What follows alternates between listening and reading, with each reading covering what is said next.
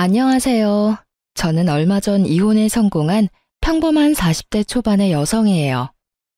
딸아이 하나 키우는 맛으로 홀로 살고 있는 싱글맘이기도 하죠. 남는 시간에 사연글 유튜브나 보면서 시간 보내곤 했는데 제가 직접 작성하게 되는 건 상상도 못 해봤어요. 그렇지만 제가 직접 글을 써야겠다는 생각이 들 정도로 제 상황은 정말이지 개판 5분 전이었답니다. 지금이야 이미 이혼 과정이 다 끝나고 정리가 된 마당이지만 그 당시에만 하더라도 저뿐만이 아니라 이 이혼과 관계된 사람들 모두 너덜너덜해졌거든요. 저와 남편은 정말이지 오랜 기간 사귀었어요. 솔직하게 말하면 남편이 질질 끌었다고 해야겠죠. 남편은 무슨 이유에서인지 결혼에 대한 생각이 없었고 저는 결혼에 대한 막연한 동경 같은 것이 있었어요. 그리고 무엇보다도 나이가 들면서 하나하나 자리 잡아가는 친구들을 보니 저도 그렇게 안정적인 자리를 잡고 싶다는 생각을 했거든요. 그래서 마지막으로 당시의 남친이었던 남편에게 통보했었죠. 우리 5년 사귀었고 결혼 생각 없으면 이쯤에서 접자였어요.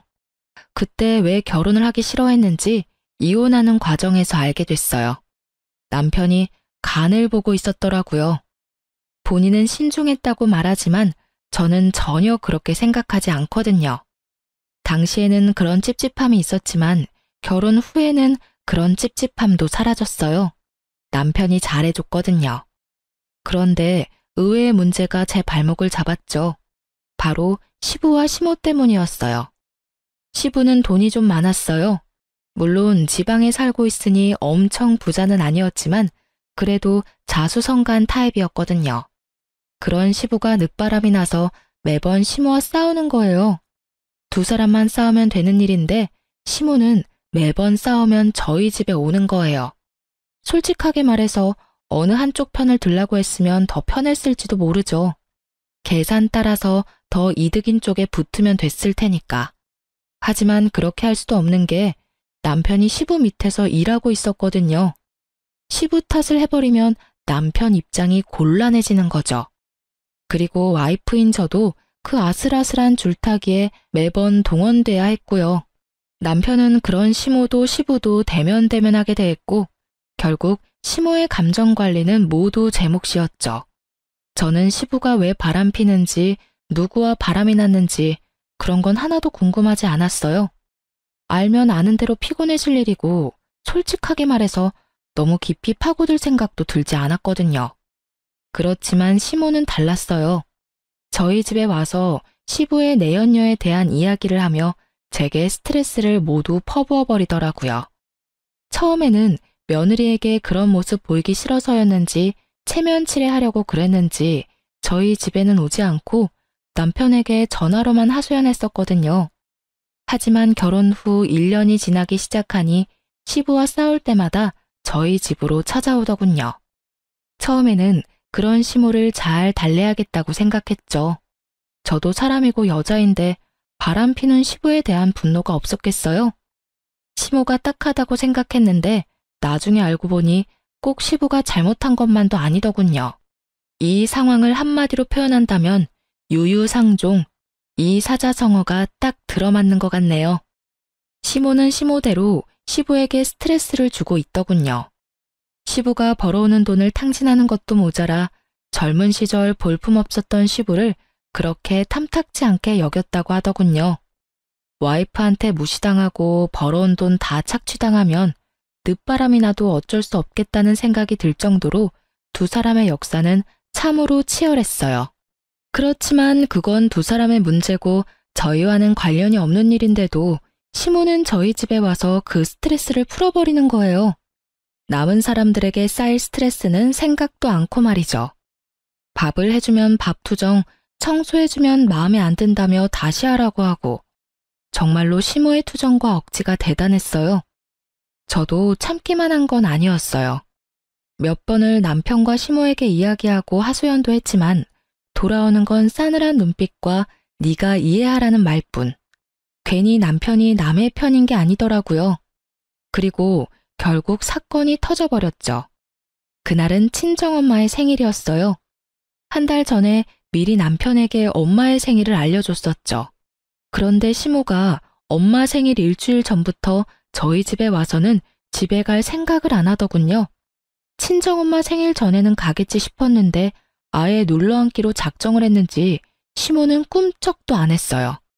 결국 친정엄마 생일날 점심 식사에 시모에게 제가 먼저 말했어요. 어머님, 죄송한데 오늘 저녁 식사는 혼자서 드실 수 있겠어요? 제가 약속이 좀 있어서 나가봐야 하거든요.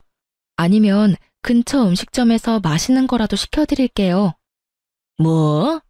너 손님 놔두고 집 비우는 거 아니다? 그거 사람 홀대하는 거랑 똑같은 거야. 어이가 없었죠. 그리고 손님이라니. 정말 손님이었다면 쫓아내기라도 했을 텐데 말이죠.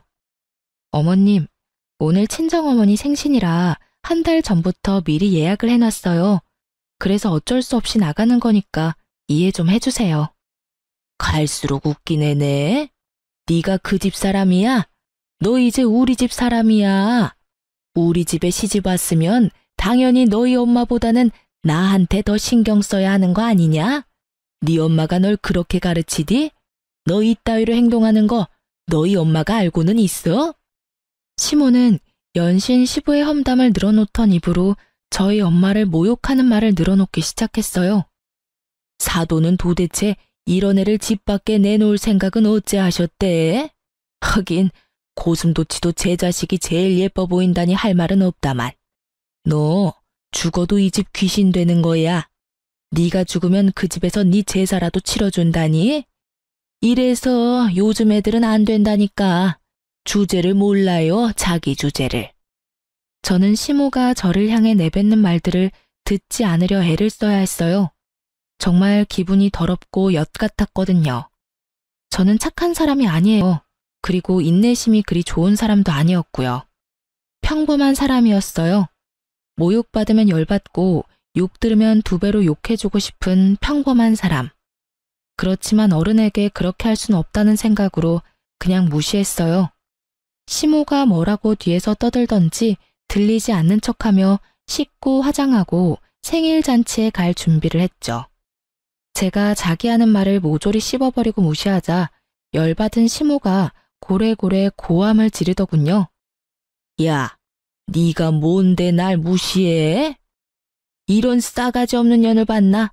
네 엄마도 이렇게 싸가지 없겠지?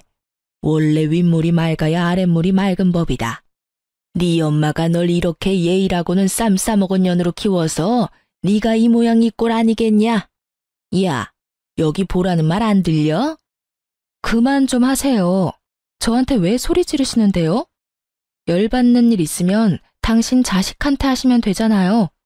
며느리한테 열받는 감정 다 털어서 버리시면 그렇게 기분이 좋으세요? 싸가지가 없는 게 누군데 여기서 저한테 막말하시는데요. 부모 생일 잔치도 못 가게 하는 시어머니야말로 싸가지 없는 사람 아닌가요? 며느리한테 불효 저지르라고 말하는 시어머니가 어딜 봐서 깨끗한 사람이냐고요. 이게 정신이 나갔나? 너 지금 누구한테 대드는 거야? 우리 엄마 욕한 사람한테 대드는 거죠. 이제부터 남편 없을 때는 이 집 찾지 마세요. 저는 어머님 자식 아니고 며느리예요. 엄연히 남의 귀한 자식이고 존중받아야 할 사람이라고요. 열받고 화나는 일 있으면 당신 자식한테 그 스트레스 다 푸세요. 남의 자식한테 스트레스 풀지 마시고. 저는 결국 크게 화를 내고 집 밖으로 나와버렸어요. 남편도 오늘 장모님 생일인 걸 알고 있으니 알아서 올 거라고 생각하고 따로 연락도 하지 않았어요. 솔직하게 말하면 남편 얼굴 보고 싶은 마음이 전혀 없었거든요. 지금 보면 싸움만 할 것 같아서 연락하지 않았어요. 저녁이 되면 이 불같은 감정도 가라앉을 테니 그때 남편 보면 되겠지 싶었거든요. 그런데 남편이 약속 장소에 오지 않더군요. 아무리 기다려도 오지 않고 이미 생일 식사는 시작돼서 결국 남편에게 전화했어요. 당신 도대체 어디... 야, 너 우리 엄마한테 무슨 말 했어? 왜 엄마가 집에서 혼자 울고 계시냐고. 당신 지금 집이야? 그래, 집이다. 넌 집구석 엉망으로 만들고 어딜 기어나간 거야? 주말에 청소 좀 하라는 말이 그렇게 고깝게 들렸냐? 어른이 그런 말 할 수도 있지. 그거 가지고 지금 열받았다고 시위하려고 밖에 나갔어? 당신 그럼 지금 준비 하나도 안 하고 집에 있는 거네? 준비는 무슨 준비를 해? 오늘 주말 근무하고 피곤해 죽겠구만. 야, 이 새끼야. 넌 지금 집에 있으면 안 되지. 무슨 소리 하는 건데? 엄마 지금 울고 계신다고. 당신이나 지금 집에 들어와야지. 우리 엄마 생일 오늘이라고 내가 말했어, 안 했어? 그게 오늘이었어? 그래, 이 새끼야. 네 마누라 엄마 생신이다. 한 달 전부터 말했잖아. 준비 자체를 안 한 거 보니 완전 잊어버린 거 확실하네. 그치만 당신이 집을 이렇게 만들어 놓고 나가서 나도 정신이 없었다고. 그런 일이었으면 엄마한테 그렇다고 나가면 될 일이지. 왜 엄마는 울려? 싸가지 없는 년, 너는 죽어도 이 집 귀신이다. 친정엄마 생일은 중요하고 나는 안 중요하냐? 그게 내가 어머님한테 들은 말이거든?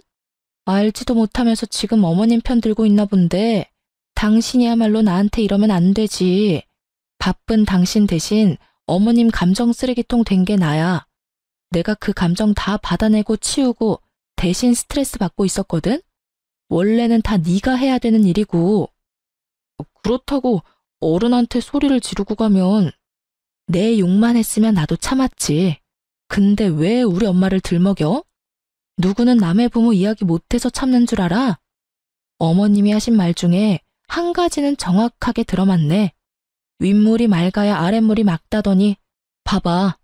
사돈 욕하면서 엄마 생일에 보내주지도 않으려는 어머님이나 장모님 생일 같은 건 싸그리 잊어버리고 대리효도 해준 나한테 화내는 당신이나 똑같다. 그치? 제 말에 남편 놈은 할 말이 없는지 말이 없더라고요. 그렇다고 그 침묵이 미안함을 뜻하는 게 아니라는 건 잘 알고 있었어요. 미안했다면 미안했다고 말했겠죠. 장모 생일도 모르는 놈이랑 결혼한 내 팔자가 참 웃겨. 어머님한테 전해. 그리고 당신도 잘 듣고.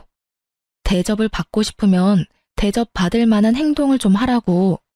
남한테 다 맡겨놓고 혼자 편안하게 지내는 거 나한테 미안하지도 않아? 어머님도 아버님이랑 사이 안 좋은 건 알겠는데 나한테 와서 그런 말 하면 다 자기 얼굴에 침 뱉는 일인 거 몰라서 지금 나한테 그러시는 거야? 당신이 봤을 때 아니다 싶으면 끊었어야지. 언제까지 나한테 다 맡겨놓을 셈이었니? 결국 남편은 헐레벌떡 뒤늦게 친정엄마의 생일에 찾아왔어요. 솔직히 용서해주고 싶은 마음은 눈꼽만큼도 없었어요.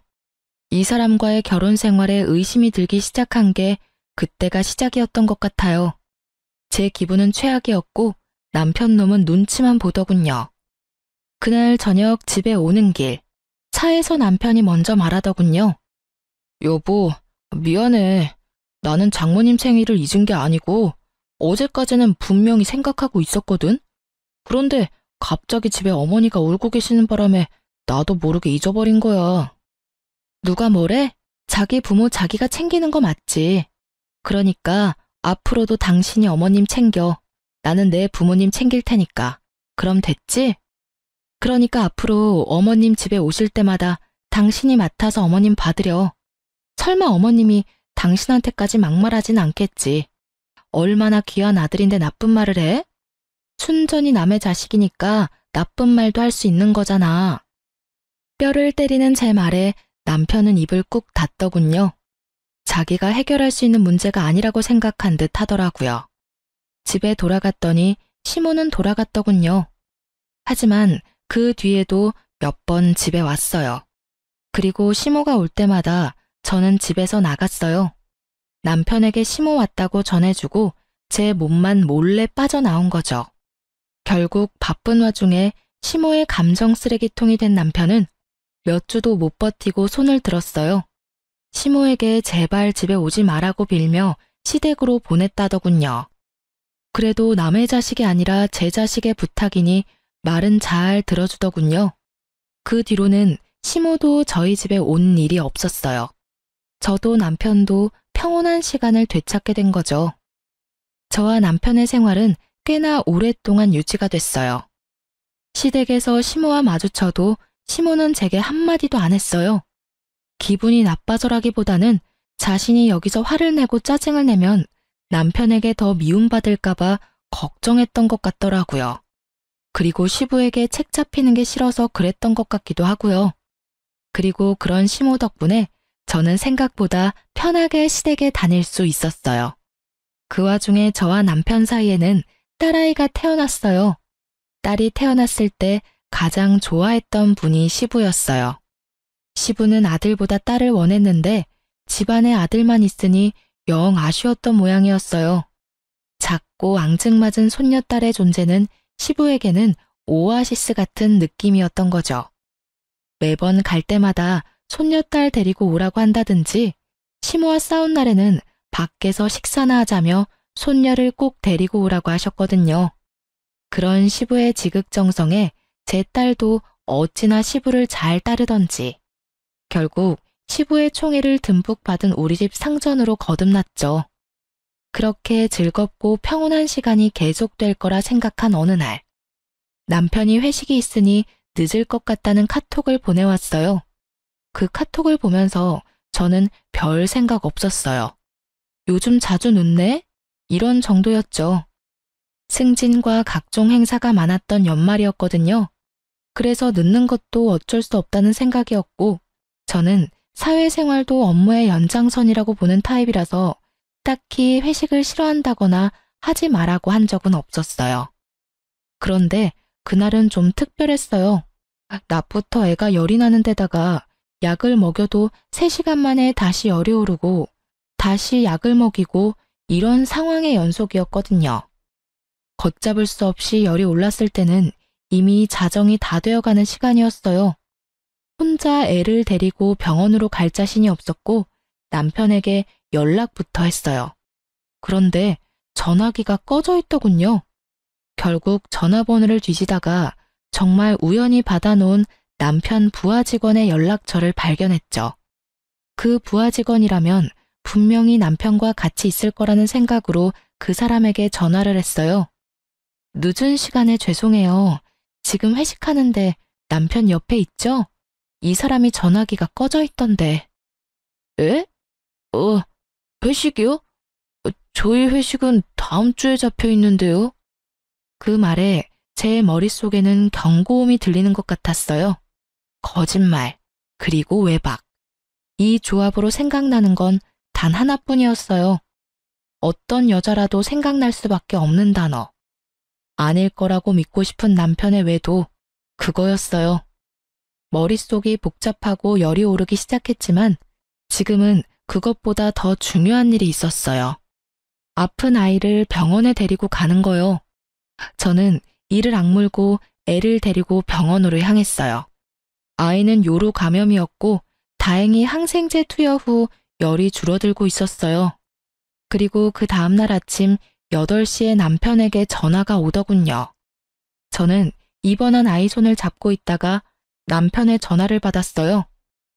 당신 도대체 어디야? 애는 어디다 맡겨두고 외박이냐고. 지금 당신이 나한테 그런 말을 할 자격이 있어? 어제 애 아파서 응급실 왔거든? 당신한테 전화했는데 전화기는 꺼져 있더라? 회식이라고 했지? 그런데 왜 당신 부하 직원은 회식이 이번 주에 없다고 했을까? 솔직하게 물어. 나한테 회식한다고 속이고 어디 갔었어? 회식도 아니었는데 도대체 어디서 뭘 하느라 늦었냐고. 애 아플 때는 옆에 없는 놈이 애 아빠가 맞기는 해? 뭐? 애가 어디가 아픈데? 입원한 병원이 어디야? 내가 묻는 말에 대답이나 해. 너 나 속이고 외박하고 뭐 했어? 나 몰래 바람 피니? 애가 이렇게 어린데 설마 바람 피는 건 아니지? 그럼 어제 그건 당신이 싫어하는 친구 만나러 간다고 당신한테 거짓말한 거야. 외도 같은 건 아니고 당신이 싫어하던 그 친구 있잖아. 매번 동업하라는 친구. 정말 미안해 여보. 제가 무슨 말을 해도 남편은 미안하다고만 하더군요. 그리고 절대로 외도가 아니라고 했고요. 남편의 친구 중에 제가 싫어하는 친구가 있긴 했어요. 사기꾼 같은 놈이 하나 있었는데 그 놈이 보자고 한다고 남편이 외박을 한다? 그건 아니라고 생각했어요. 남편도 그 친구를 곤란해하는 게 눈에 보여서 제가 남편 대신 그 친구 못 만나도록 못 박은 거거든요. 그 친구한테 제 핑계대고 피하라고. 그러니 그런 친구 때문에 외박을 할 리가 절대 없어요. 저는 남편의 사과를 받아들이는 척 하면서 남편 차 조수석 뒤에 녹음기를 넣어뒀어요. 아니면 다행이고 만약 맞다면 족쳐야 하니까요. 그리고 저는 남편 놈의 더러운 거짓말을 다시 알게 됐죠. 차 안에 놔둔 녹음기에 남편의 전화 내용이 고스란히 녹음됐거든요. 여자와 함께 만나 대화하는 내용뿐만 아니라 와이프에게 들켰으니 이제 만나는 거 조심해서 만나자는 내용도 있었어요. 그 대화 내용을 듣는데 얼마나 웃겼는지 아세요? 두 사람이서 절대로 들키지 않을 계획을 열심히 짜더군요. 폰 들키는 거 대비한 세컨폰 만드는 것부터 세컨폰 숨겨뒀을 때는 네이버 블로그 댓글창을 이용해 대화하자고요. 배신감에 저는 남편 놈에게 복수심을 활활 불태웠어요. 솔직하게 말하면 당장이라도 남편과 상간녀에게 달려가 제게 눈물 흘리게 만든 값을 받아내고 싶었어요. 그렇지만 이때 저는 그런 생각을 했죠. 제가 이혼을 하지 않겠다고 다짐했다 하더라도 상황이 어떻게 굴러갈지는 알 수 없을 거라고. 그래서 저는 증거를 모으기 위해서 남편과 상간녀를 미행하기로 했어요. 남편을 미행해서 상간녀의 집을 알아냈고 상간녀의 집 앞을 지키고 섰어요. 그런데 얼마 뒤 저는 정말로 당황할 수밖에 없었어요. 정말로 의외의 인물이 밖으로 나왔거든요. 저는 너무 당황한 상태로 사진부터 찍었어요. 상간녀에게 직접 가서 따지려고 했던 제 계획은 잠시 뒤로 물렸어요. 저는 계획을 바꿔서 남편부터 추궁하기로 했어요. 그리고 여차하는 순간 저 인물이 저에게는 도움이 될 것 같았거든요. 저는 그날 저녁 남편에게 가서 말했어요. 나랑 이야기 좀 해. 당신 나 말고 다른 여자 생긴 거 맞지? 갑자기 무슨 말이야. 이상한 소리 하지 말고 식사나 하자. 말 돌리지 말고. 나 당신 차 안에 녹음기 넣어놨었어. 거기 이미 다 녹음됐더라고. 당신이랑 그 여자 작당하는 거. 지금 당장 헤어져. 그러면 내가 용서해 줄게. 용서? 야, 네가 뭔데 날 용서하고 말고 해. 진짜 어이가 없어서. 내가 바람을 피든 말든 당신이 뭔 상관인데? 나도 당신처럼 성질 더러운 여자랑 사는 거 싫어. 그 성질 더러운 여자 싫으면 결혼은 왜 하자고 그랬어? 그리고 처음부터 내가 성질이 더러웠어? 너랑 네 엄마한테 그만큼 당하는데 성질이 안 더러워지는 게 이상하지. 그래서 어쩔 건데? 나랑 이혼이라도 하겠다는 거야? 이혼이 별거야? 서로 싫어지면 헤어지는 게 맞는 거지. 그래, 헤어져. 헤어지고 나도 좀 편하게 살아보자. 솔직하게 말해서 너 우리 엄마한테 예의 없이 구는 것도 얼마나 열받았는지 알기는 해? 그 여자는 당신처럼 이렇게 아나무인인 사람이 아니야. 상간녀를 두둔하는 말을 하며 남편놈이 실컷 짓거리더군요. 제 무덤 파는 줄 모르고 열심히 파서 묻히기 전에 한 번 더 물어봤어요. 그래서 이혼하겠다. 그 말이지? 그래, 이혼해 줄게. 내가 용서해 주겠다고 했는데도 굳이 지옥길로 알아서 걸어가겠다. 이 말이지? 제 말이 심상치 않음을 느꼈는지 남편놈이 잠깐 흠칫하더군요. 그렇지만 자기도 뱉은 말이 있으니 번복하지는 않더군요. 뭐든지 법대로 할 거야, 법대로. 그래, 그럼 이혼해 줄게. 아버님이랑 어머님한테 이야기하러 가자. 당신 바람나서 애랑 나 버리고 이혼하겠다고 이야기할게. 남편놈 얼굴이 새카맣게 변하더군요. 시아버지 밑에서 일하는 남편놈은 자기 딸이 시아버지의 마음을 얼마나 많이 사로잡았는지 잘 알고 있었거든요. 친권이랑 양육권은 안 줄 거야. 넌 나한테 주게 되어 있어. 이 이혼은 전적으로 다 네 탓이니까. 넌 바람을 폈고 너희 엄마는 나를 괴롭히고 내 친정을 모욕했지. 게다가 아이가 아플 때도 바람을 폈으니 애를 데려갈 자격이 있기나 하겠어? 제 말에 남편이 부들부들 떨더군요. 저는 남편 놈을 강제로 시댁으로 끌고 가서 시부모에게 이혼 이야기를 꺼냈어요. 아버님, 어머님, 저희 이혼하기로 했어요. 제 말에 시모가 비웃으며 한마디 하더군요. 내 그렇게 될 줄 알았어. 네가 잘나면 얼마나 잘났다고 시어머니 이겨먹고 잘 살 줄 알았어? 당신은 좀 가만히 있어. 며느라가 왜 갑자기 이혼을 하겠다고 하냐? 큰 문제가 아니면 다시 생각해보고. 이 사람이 바람을 폈어요, 아버님. 그 말에 시부가 찔끔 놀라더군요. 자기도 바람을 폈으니 말이죠. 그런데 제가 용서해 줄 테니 그 여자랑 인연 끊으라고 했는데 그럴 바엔 저랑 이혼하는 게 낫겠다고 하더라고요. 그래서 원하는 대로 이혼해 주려고요. 전 분명히 기회를 줬어요. 그런데 그걸 거절한 건 남편이에요. 그럼 우리 손녀딸은? 제가 데려갈 거예요. 이 사람 아이 열이 펄펄 나서 병원 간 날에도 상간녀 만나느라 제 연락도 못 받은 인간이거든요. 그런 사람한테 양육권에 친권이 가당키는 해요? 으이구, 네가 잘했어야지.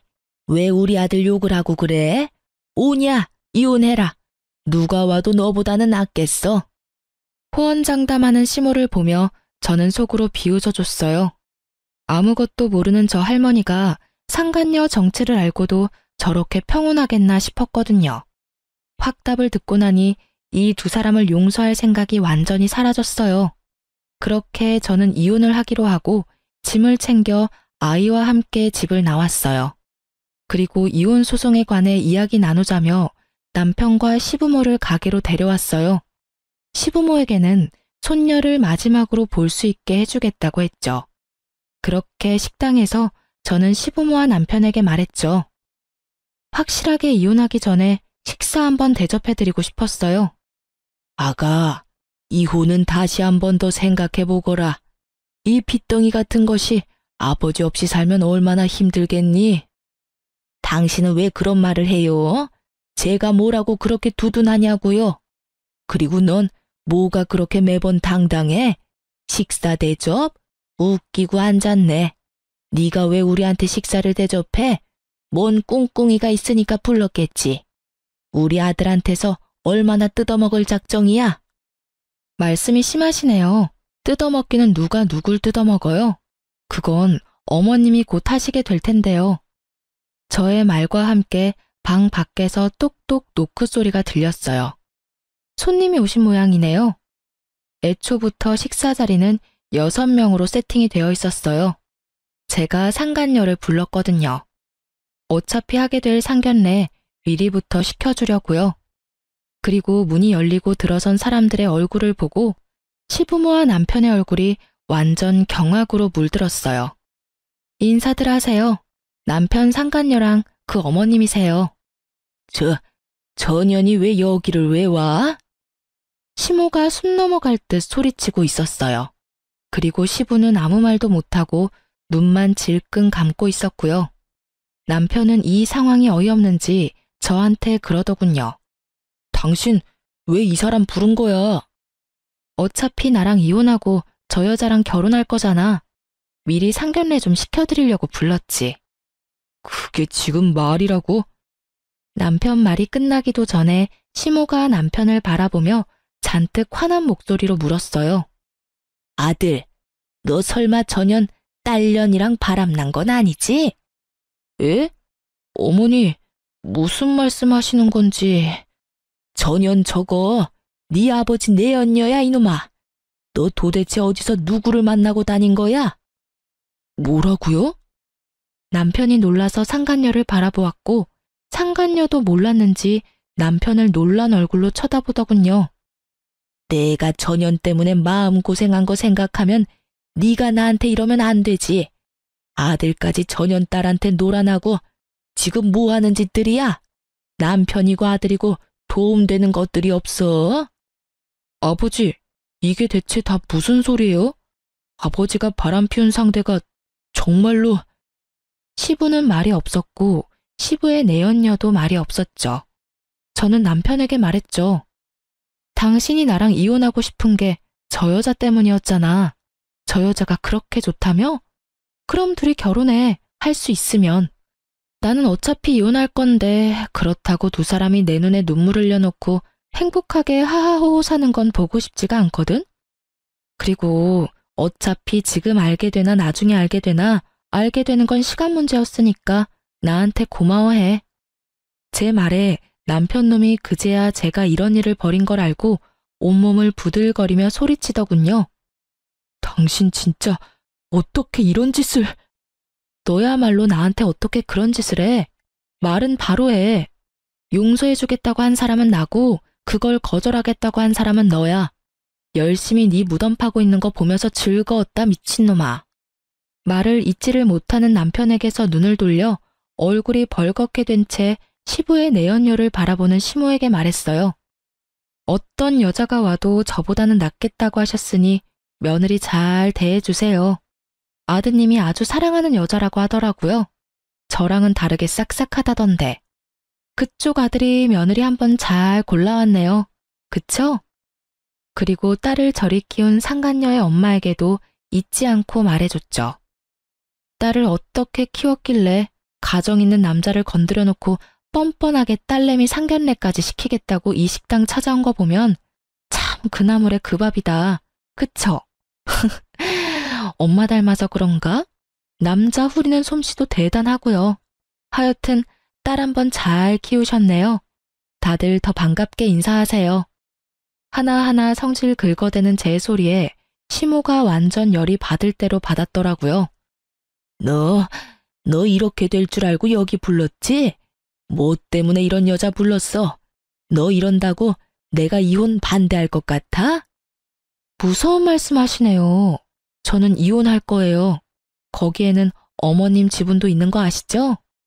매번 저희 집에 와서 저 시집살이 시키는 것도 모자라서 시아버지랑 내연녀 욕해대면서 불쾌한 감정 저한테 다 쏟아내셨잖아요. 그런 분을 어떻게 모시고 살아요? 시모는 약이 단단히 오른 듯 했어요. 하지만 더 이상 그 화살을 저한테 돌리지는 않았어요. 바로 시부에게 한바탕 쏟아내더군요. 당신 때문에 내가 이게 무슨 꼴이야. 저 새파랗게 어린 년 때문에 내가 당한 꼴을 봐. 당신이 저런 년이랑 바람만 피우지 않았어도 내가 이렇게 꼬투리 잡힐 일이 없었을 거라고. 저번에도 말했지만 나는 절대로 당신이랑 이혼 못해. 아이고 내 팔자야. 어떻게 남편 복도 없는 년이 자식 복, 며느리 복까지 없어서 이 수모를 당하고 살아? 너도 마찬가지야 이놈 자식아. 네 아버지만으로는 부족하더냐? 할 짓이 없어서 계집질을 해. 그것도 저런 년 딸한테 홀딱 빠져가지고. 어떻게 너마저 나를 배신해? 시모가 쏟아붓는 말에 남편 얼굴이 하얗게 질리더군요. 재혼? 꿈도 못 꾸겠죠. 제 어미 가슴에 못 박은 여자 딸이랑 무슨 결혼을 해요? 혼인의 혼자만 꺼내도 시모가 뒤로 넘어갈 판인데. 이게 다 무슨 일이야? 엄마, 이야기 좀 해봐. 엄마 만나는 사람이 이 사람 아버지야? 상간녀도 제 어머니가 어떤 사람인지를 알았어요. 너야말로 이게 다 무슨 일이야? 너 제대로 된 남자 만난다고 하지 않았어? 그런데 불륜? 상간녀의 어머니도 자기 딸이 어떤 사람인지 알게 됐죠. 엄마야말로 불륜이잖아. 나한테는 일찍 사별하고 돈만 많이 벌어다 놓은 영감이라며. 얘가 못하는 소리가 없어? 엄마가 언제 그렇게 말했어? 엄마는 나한테 화내면 안 되지. 엄마도 똑같이, 아니, 나보다 더한 짓 했으면서. 결국 이 집도 저 집도 똑같이 풍비박산이 나버렸죠. 그리고 그 와중에 웃는 건 저뿐이었고요. 정말 너무나 통쾌하기 짝이 없는 장면들이었어요. 상간녀와 남편의 행복한 미래는 이미 산산조각 났고 두 사람의 암울한 미래 앞에는 부모님들이 있었죠. 서로가 서로를 물고 뜯는 상황을 보며 저는 차분히 모든 걸 보고 있었어요. 그러게 남의 눈에 눈물 흘리게 만들면 자기 눈에는 피눈물 나는 거 미리 알았어야죠. 서로 물고 뜯다가 잠시 소강 상태가 되자 저는 그제야 가방에서 이혼 서류 꺼내 남편에게 던져줬어요. 이혼 서류야. 내가 작성할 건 이미 다 했고 나머지는 당신이 작성해서 내. 소송 때 보자. 아, 그리고 미리 축하해. 두 사람 행복하게 살았으면 좋겠네. 절대로 이루어질 수 없는 두 사람의 미래를 축하하며 저는 자리를 떠났습니다. 남은 사람들이야 신경 쓸 필요 있나요? 저도 제 감정 추스리기에 바쁜 사람인데 이 와중에 날 엿먹인 인간들을 위한 배려 같은 건 필요 없잖아요. 그렇게 이혼은 진행됐어요. 남편 놈도 그 상간녀를 포기하지 못한 듯 보였어요. 하긴 뜯어내면 뜯어낼수록 더 들러붙는 게 불륜 사이라고 하지 않던가요. 그렇지만 부모들이 그걸 바라지 않는데 두 사람이 그 뜻을 이룰 수는 없겠죠. 시모는 결국 그 일 이후로 완전 정신적인 타격을 받아서 정신과에 다니고 있다고 하더라고요. 시부의 배신 때문에 그렇게 열받아서 저한테 모든 걸 쏟아내던 시모였는데 결국 아들놈까지 자기를 배신하는 짓을 했으니 정신이 남아나겠어요? 저 같아도 정신과 다닐 만큼 타격을 받았겠죠. 어떤 여자라도 저보다 낫겠다며 그렇게 호언장담을 하며 이혼하라고 떵떵거리더니 정작 이혼하고 나서 아들이 데려온 여자가 시부 내연녀의 딸이라니 게다가 얼마나 웃겨요? 남편 바람난 것 때문에 그렇게 열받은 사람이 아들 바람나서 며느리가 이혼하게 됐는데 잘 됐다며 이혼하라고 말하는 것 자체가 말이죠. 저 같으면 자기 아비랑 똑같은 짓 했다면서 냅다 두드려 패버렸을지도 모르는데 역시 남다른 정신세계를 가지고 있는 분이셨어요. 그리고 남편은 정말 웃겼어요. 이혼 소송 중에 시부와 남편 저 셋이 다시 만난 적이 있었거든요. 시부가 불러들인 거였어요. 시부가 저한테 그러더라고요. 너 정말로 이혼할 생각이냐? 나는 너희가 이혼하지 않았으면 좋겠다. 내가 아들에게 나쁜 영향을 줬다고는 생각하지만 그렇다고 아들이 잘못된 상대와 재혼하는 건 아니라고 생각하거든. 아버지, 저희 정말로 이혼할 거예요. 그리고 저는 이 사람보다 그 여자가 더 좋다고요. 아버지가 이해 좀 해주실 수 없어요? 안 된다면 절대로 안 돼. 그 여자 말고 다른 여자를 데려왔으면 또 모를까. 너는 그 여자가 어떤 여자인지 알면서도 나한테 재혼 이야기를 꺼내? 그리고 손녀딸이랑 며느리 다시 데려오지 않으면 너한테는 절대 상속 같은 건 없어. 알았어? 아버지, 잘못한 건 제가 아니라 아버지잖아요. 웃기시네.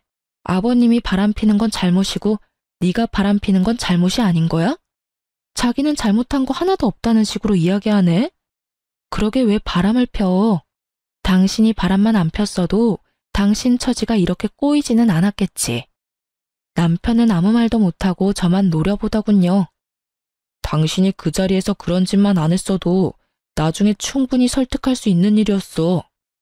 그 말 병원 다니고 계신 어머님 앞에서 한번 해봐. 어머님 병원에 실려가시겠지. 구구절절 맞는 말이라 그런지 남편이 입을 꾹 닫더군요. 너희가 헤어진다고 해도 너희 딸은 내 손녀다. 그것만은 잊지 말아라. 그리고 며느라가 네가 한 달에 한 번만이라도 손녀 데리고 나를 찾아와주면 나도 너한테 위자료를 지급할 생각이다. 그렇게 해주겠니? 네, 그리 원하시면 매달 와서 보여드릴게요. 그 순간 위자료가 탐났다기보다는 아이에게서 든든한 보호자를 뺏을 수 없다는 생각 때문에 받아들인 제안이었는데 생각보다 더 큰 위자료를 주시더라고요. 지금 남편과 같이 살고 있던 시부 명의 아파트요. 그걸 제 앞으로 해주셨거든요. 저는 제가 마음 놓고 살 수 있는 공간이 생긴 터라 마음이 놓였고 남편 놈은 다시 시부의 눈이 닿는 곳에 들어가게 됐죠. 상간녀도 남편과 결혼하려고 그렇게 애썼는데 상간녀의 엄마가 두 사람 사이를 뜯어 말렸다고 해요. 건너 들은 바로는 상간녀의 엄마와 시부는 제가 서로의 가족을 만나게 한 그 즈음에 결혼 이야기가 나오고 있었다고 하더라고요. 시부도 귀찮은 시모를 떼어놓고 싶어한 모양이었고 상간녀의 엄마는 시부의 와이프가 되면 꽤나 풍족한 생활을 할 수 있을 거라는 생각에 그렇게 하자 이야기가 되고 있었다고 하더군요. 그런데 제가 두 가족을 만나게 하는 바람에 일이 꼬여서 두 분의 결합은 없던 일이 되어버렸거든요. 눈앞에 있던 커다란 고기가 사라진 상간녀의 엄마가 상간녀를 뜯어 말린 건 어쩔 수 없는 일이었던 거죠. 그렇지만 상간녀도 포기할 수는 없었는지 두 사람이 강제로 혼인신고서를 내려고 벼르고 있었다고 하더라고요. 전 남편이 저한테 그런 이야기를 했거든요. 너랑 이혼만 되면 바로 가서 혼인신고서 낼 거라고. 그런데 시부가 저와 남편을 불러 상속 안 해줄 거라는 이야기와 함께 저희가 살던 집을 제 명의로 돌려준 것을 상간녀가 알게 된 거죠. 상간녀는 상간녀대로 집도 저한테 빼앗기고 상속도 안 되는 남자를 데리고 있느니 다른 남자 찾는 게 더 빠르다는 생각을 한 것 같더라고요. 남편도 상속이 걸린 문제에서는 어쩔 수 없었던 것 같고요. 결국은 그렇게 타오르던 사랑의 불꽃은 하얀 재가 돼서 서로 잿가루만 듬뿍 묻힌 채 헤어졌더군요. 그렇게 헤어지고 전 남편이 저한테 만나자고 연락이 왔었어요. 나가지 않으려 했지만 당시에는 근황이 너무 궁금했거든요. 무슨 일로 보자고 했어? 바쁘니까 짧게 말해줘. 냉랭한 제 모습에 전 남편이 눈치를 보더니 그러더군요.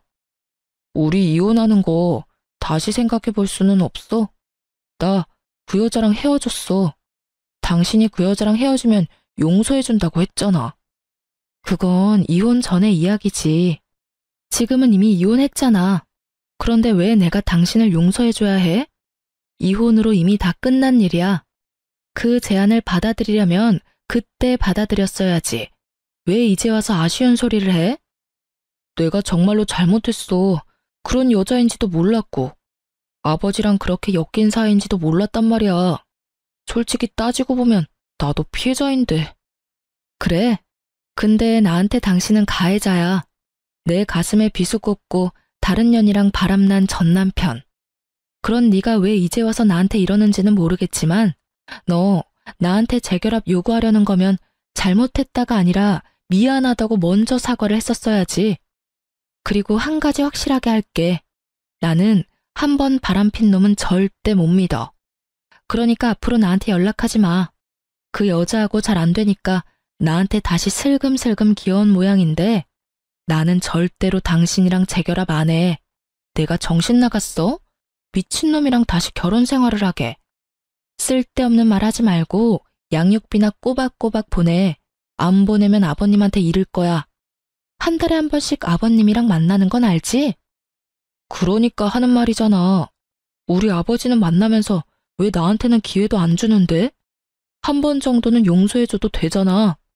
내가 여러 번 바람을 핀 것도 아니고 잠깐 딱 한 번 외도에 빠진 것 뿐인데 그걸 용서를 못한다고 하는 건 좀 아니지. 넌 한 번은 용서해야 하고 두 번은 용서하지 말라는 거야? 그런데 어쩌나? 당신이 한 번 바람 필지 두 번 바람 필지 누가 장담할 수 있는데? 나는 그 한 번이 싫은 거야. 이미 나한테서 맘 떠났는데 어떻게 그게 다시 돌아와? 절대 안 돌아와. 당신이 원하는 건 내가 아니라 시부의 돈이겠지. 앞으로 이런 이야기 할 거면 부르지 마. 서로 시간만 낭비하고 서로 다른 입장만 확인할 뿐이니까. 제 말에 변명을 필사적으로 늘어놓으려는 남편놈을 내버려두고 나왔어요. 아시는 분들은 아실 텐데요. 제 생각에 바람은 습관이에요. 절대 안 한다 맹세해도 그런 상황이 오면 하게 되어 있거든요. 저런 제안은 빠르게 손절하는 게 정답이랍니다. 제가 아는 사람 중에는 바람 피는 남편 용서해줬다가 뒤통수 맞은 사람도 있거든요. 그리고 남편놈이 저한테 재결합을 이야기했지만 그게 제가 좋아서 이야기한 건 아니잖아요. 아무리 봐도 시부의 돈이 아까운 게 눈에 보이잖아요. 일이 꼬이지 않아서 시부가 재혼을 허락했다면 이놈이 저 앞에서 이렇게 아쉬운 소리를 할 리가 있겠어요? 사랑도 없는 결혼을 다시 시작할 필요가 없잖아요. 어떤 사람들은 상황이 잘 풀렸으니 그냥 받아주지 그랬냐고 물었죠. 그런데 그런 생각이 들었어요.